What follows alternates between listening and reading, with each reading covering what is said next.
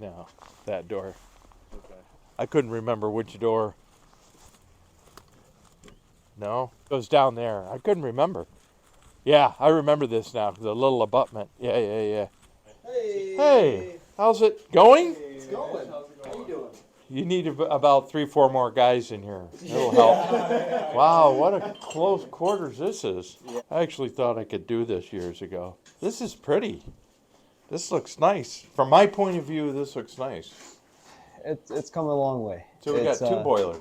Yes, and they're going to be working together. And if one does shut down, then the other one will pick up everything. So there's Nice. always a backup. This is wow. It's quite an undertaking here. A lot of planning. Yeah, there is. Lots of planning. Trying to not pigeonhole yourself in while pressing fittings together. Yeah, you got to think ahead when you're doing it. Otherwise.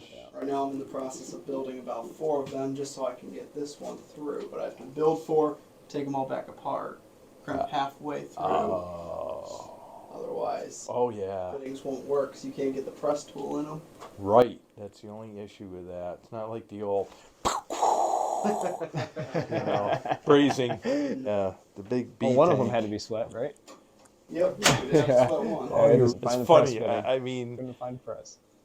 I grew up in the time when that's all you did is sweat. I mean, that's all you could do. It's amazing.